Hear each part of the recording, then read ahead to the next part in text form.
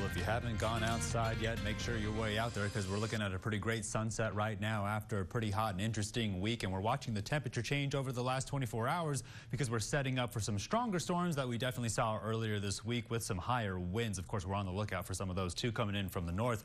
Temperature change over the last 24 hours. Let me move out of the way. You can see about this time yesterday, we were about leveling out at the same. Even though we saw some of that daytime heating, we were below average, of course, up into those mid-90s. Now we're watching some of that humidity return. You can definitely feel it outside right now. 84 in San Angelo. Take a good look. Everybody was pretty close together right now. 80s across the entire board. 10 degrees nowhere to be found with those higher humidity points. Of course, 82 up there in Sterling City and 82 down there in Junction. So you can see how uniform this cooling is right now as we make our way into a pretty stormy Saturday and weekend. Going to be some strong cold fronts making their way in from the north. Humidity indices and those dew points down there in those 50s and those 60s. Of course, they're in those 40s and those 30s. So pretty standard right now, but they're on their way up. Usually they top out about 80% in the morning time, and then you see that turn into some cloud cover as that daytime evaporating takes place. Here's the long wave pattern as we make our way into this next week. Of course, this is where it's going to stay in place, finally break up the high pressure, at least here in the Concho Valley, but then we're watching this stronger low pressure system make its way in from the northwest. Look how much it pushes down on that high pressure, but it doesn't make its way into the Concho Valley. That other low pressure near the Hudson Bay is going to hold things off for quite a while.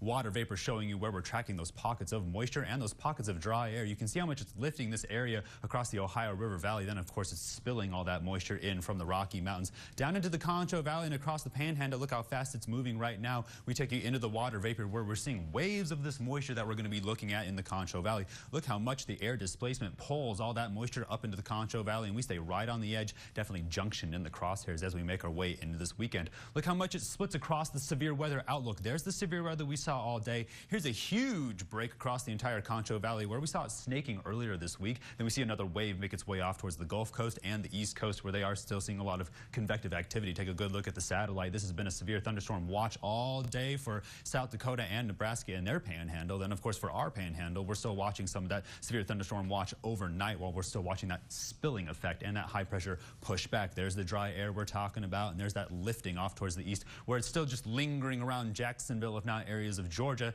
Take you down into Texas where we're going to watch this from the north. Of course, when you're getting out there for the weekend, watch how much it's going to make its way in those waves we're talking about by Saturday around that lunchtime hour. That's where we're expecting some of these spotty showers and those winds to make their way in. You can see where it's developing there just south of Tom Green County, at least here in San Angelo. And then, of course, the wave makes its way through. You saw it. By Saturday morning, it's going to be there in Sterling City. Then here it comes. More waves are getting close together. The air displacement, look how explosive that is across the south. Again, Junction in those crosshairs. This is Sunday afternoon. Things calm down a little bit, and we're going to watch from the northwest and the southeast. Watch these two waves come together slowly, and then they explode across this entire area. As they clash together in that afternoon thunderstorm pattern, the waves finally meet together for some pretty strong outflow boundaries. This is conducive of peninsula-like areas like Florida where those waves come together. So tonight, we're going to be dropping back down into those 70s, still seeing a beautiful night. So get out there and enjoy it. Then tomorrow, let's prepare for some of those windier conditions and some flash flooding. It's going to be pretty heavy and pretty quick. Things are going to be so strong, it's going to keep us in those cooler temperatures all the way down into those mid-80s. Again,